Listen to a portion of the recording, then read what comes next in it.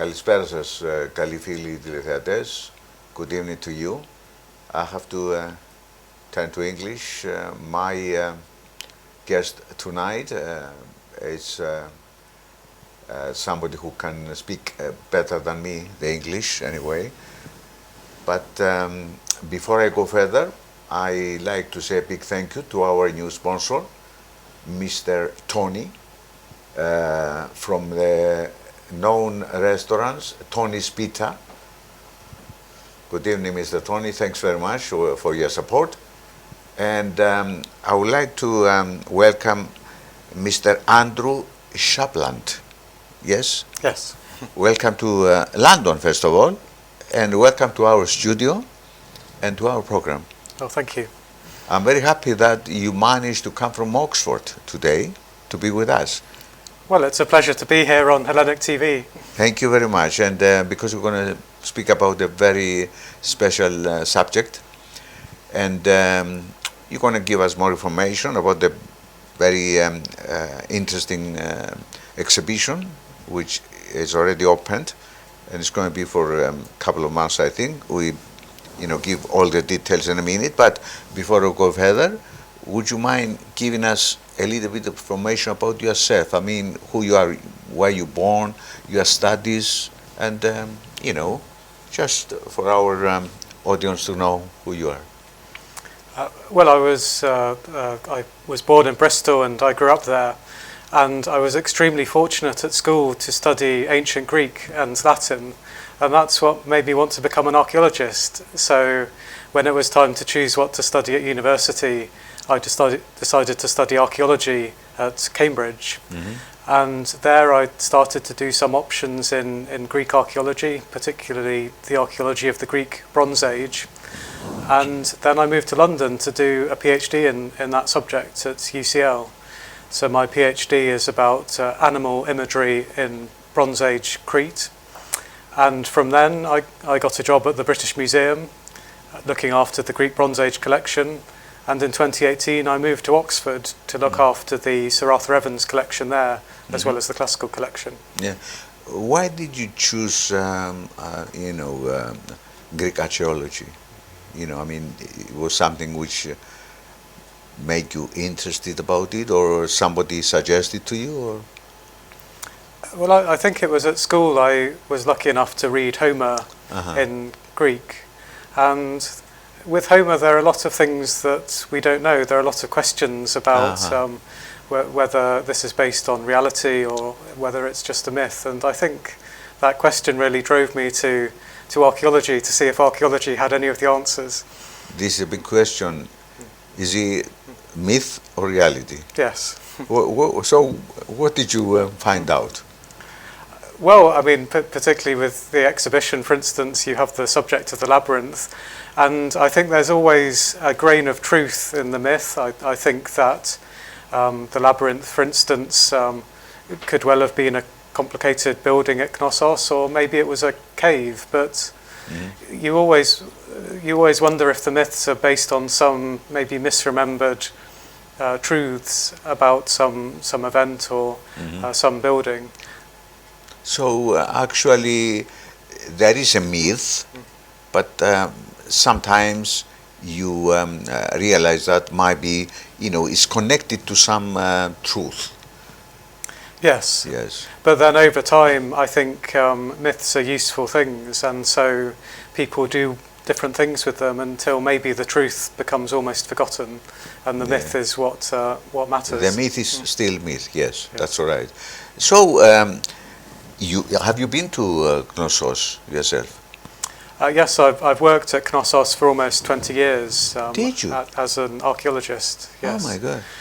But only on a fieldwork project where we did a survey around the city of Knossos. Yeah. So but you didn't manage to learn the Greek in Crete? I mean, Ochi, as they say in Crete.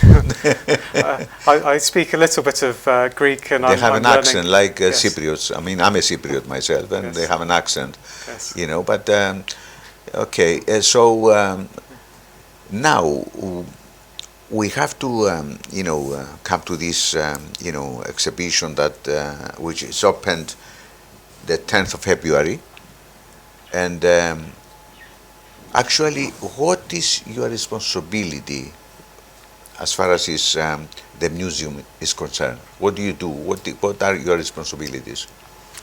Well, I'm the Sir Arthur Evans Curator of Bronze Age and Classical Greece at the Ashmolean, and that means that I have responsibility for studying and making available the very extensive Aegean collection that we have at the Ashmolean. It's actually the largest collection of Aegean Bronze Age artefacts outside of Greece. And one of the real pleasures of working there is also that I'm responsible for the Sir Arthur Evans Archive, which is the excavation archive of Knossos. So that's a unique treasure which we have at the Ashmolean. Yeah, Ashmolean, museum is it in Oxford? Yes. It's Oxford. Yeah. So why you make this decision to have this exhibition?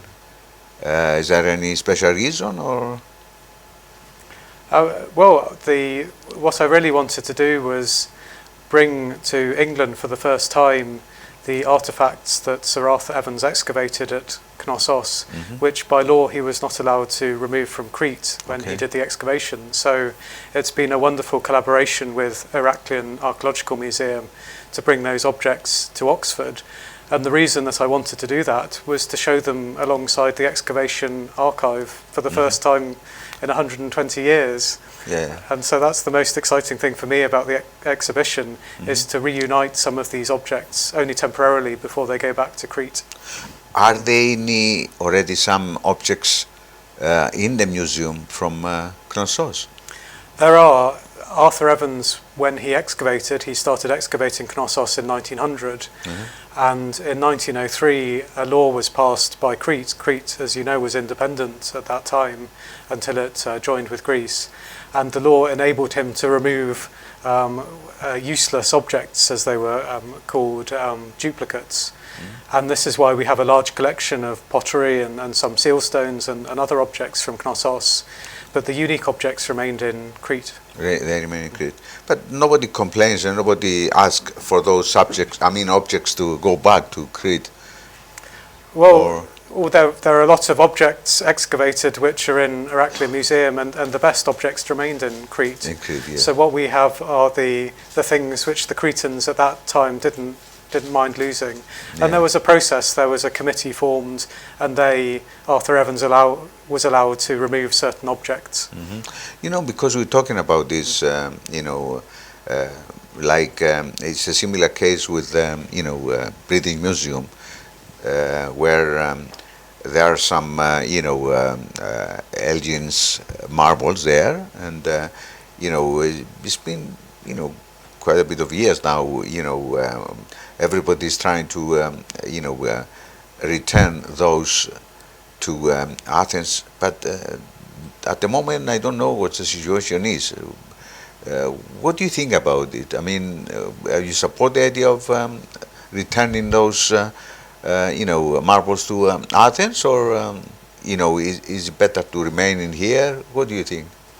Well, at the moment, I understand from the newspapers, I have nothing to do with this, that the Chair of Trustees at the British Museum, George Osborne, is talking to the Prime Minister Mitsotakis about this, and I really hope that an agreement can be found, and I think that they are trying to come up with an agreement to share the objects in some way, and I don't know how that would work, but perhaps the objects could travel temporarily, and maybe some treasures from Greece could be shown at the British Museum. So I really hope that an agreement can be found to solve this problem, because it really does prevent the British Museum from working with Greece, unfortunately, because at the Ashmolean we're very fortunate that we've been working very closely with both the Ministry of Culture and Heraclean Archaeological Museum, Heraclean Ephoria. Yeah. We also have a loan from the National Archaeological Museum in Athens. They lent us a Minotaur which has never left Athens, and so it's a really happy position for us to be in, that we can work with Greece, because we don't have this problem to deal with. Yeah, I want to ask you another question as far as is concerned. The objects at the moment in your museum. Do they create interest of people, so they can travel to Knossos to see more about that? Do you think it's a good thing that they are there? What do you think? Well, a large number of British people go to Crete every year. When I work at Knossos, I see them visiting the palace. You send them there? well, I hope that a few people will want to come to the exhibition on a very cold February morning in Oxford, and then they'll be inspired to go to Crete to see the palace of Knossos. Because in the exhibition we start to tell the story of how Sir Arthur Evans reconstructed the palace, and maybe once our visitors understand a little bit about the process behind the reconstructions, maybe they'll want to go to Crete, see the palace, and then they can go to the beach and have fun. Definitely, and enjoy as well, yes. So how many objects you bring in from Knossos for this exhibition? You brought them already, I suppose. Yes, they're already installed, so there are just over 100 loans from Greece, and many of those objects have never left Crete before, and we've brought them together with about 100 objects from our own collection. And most of the objects from our collection are the archive, the notebooks, the plans, the photographs, the drawings of objects, because this is really how we can reconstruct the excavations. Yeah.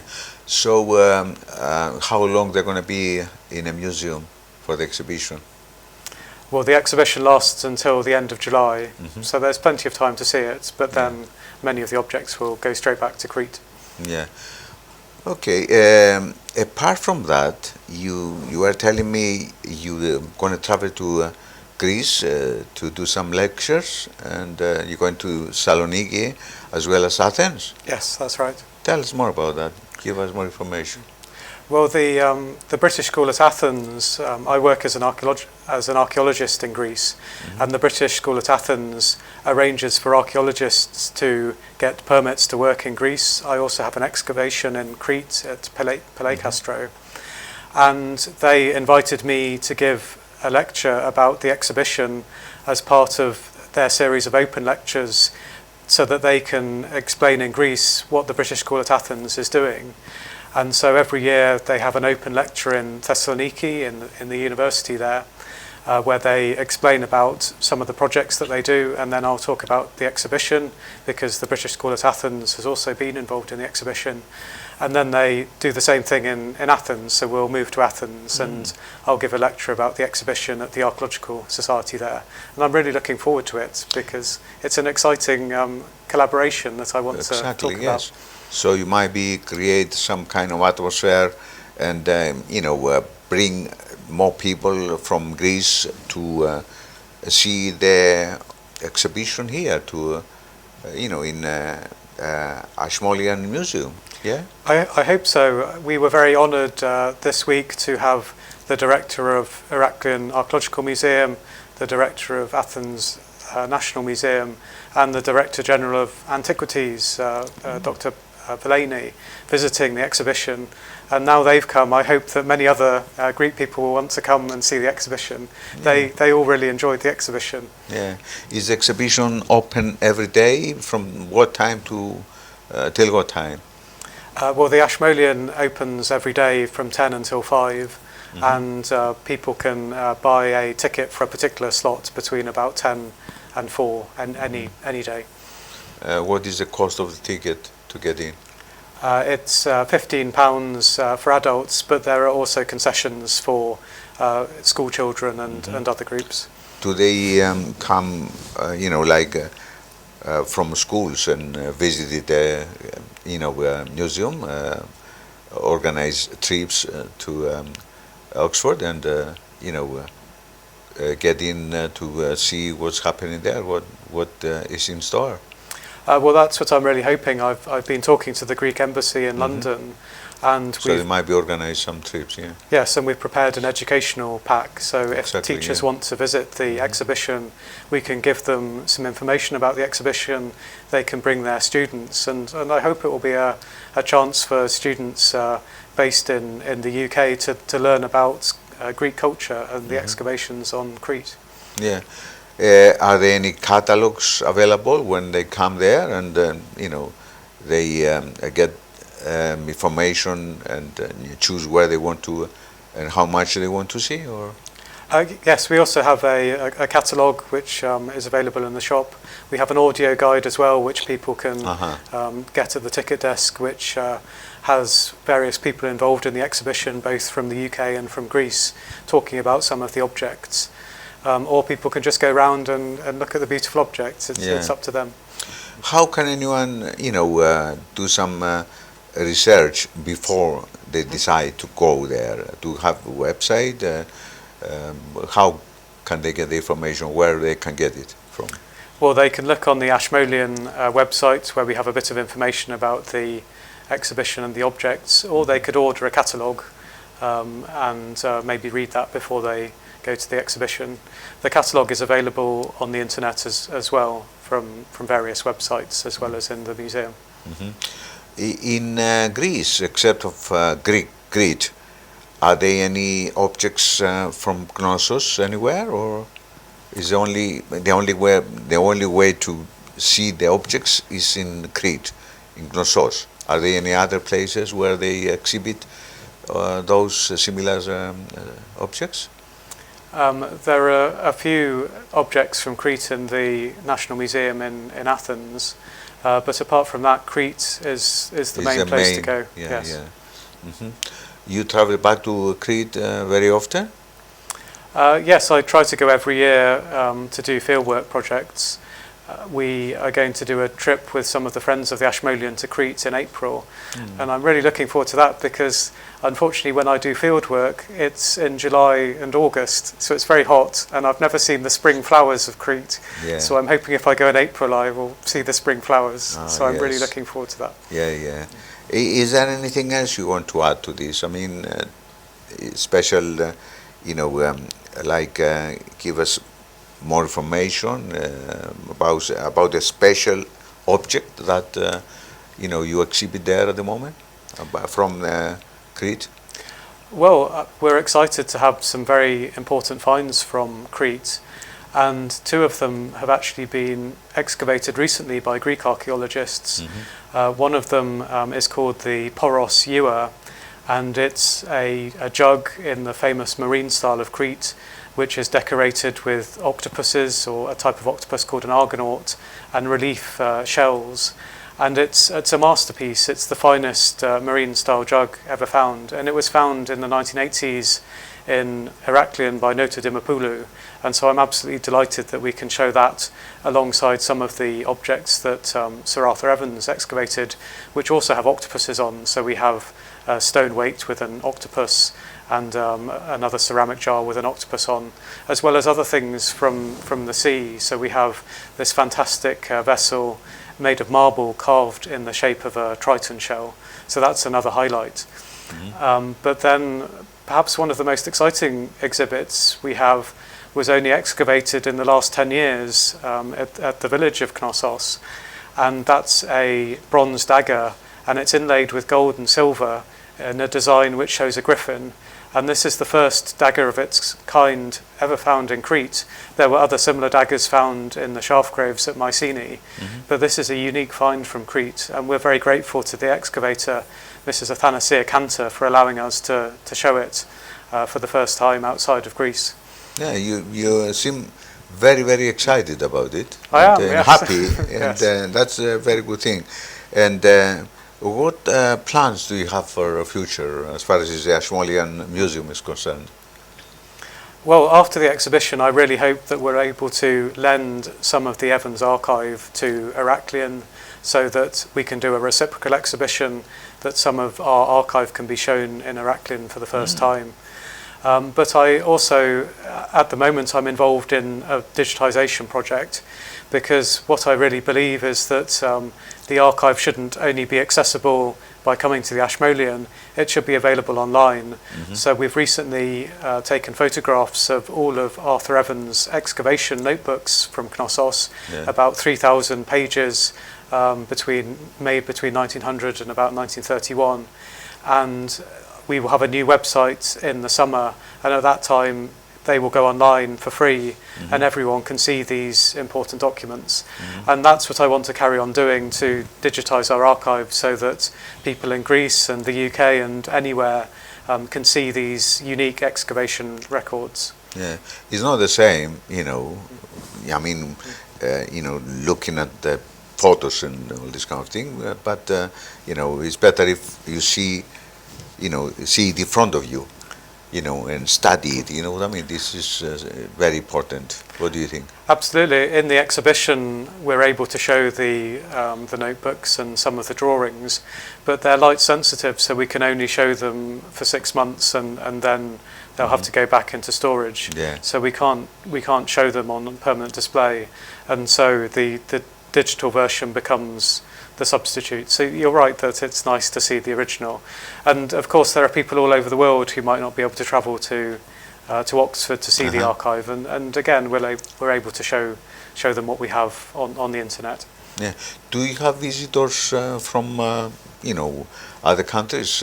Which countries are they're more interested to visit the museum? Well, Oxford is a major tourist destination, yes, exactly, yes. Partly because of Harry Potter. Some of the Harry Potter films were filmed there. So we have visitors from all over the world, a lot of Chinese and Japanese visitors, for instance. And so I think that some of those visitors will come to the exhibition as well, and certainly they come to the Ashmolean. Lovely. So would you mind telling us again, you know, where the exhibition is and the times that it's open, and until when it's going to be open? Well, the exhibition till the 30th of July, and it's in the Ashmolean Museum in Oxford, and the Ashmolean Museum is in central Oxford, so you can get the train to Oxford, and then the Ashmolean is about a 15-minute walk from the train station. So it's very easy to find. And the website, would you give us a website as well, so everybody can go in if they want to and find more information about it? Yes, so we have a website of www.ashmolean.org, and we also have a Twitter account and an Instagram account, and there's lots of information about the exhibition on that. Okay, it's been nice to have you here anyway, and I'm very happy that you traveled from Oxford, as I said at the beginning, to come to meet us, and thank you very much for being here, you know.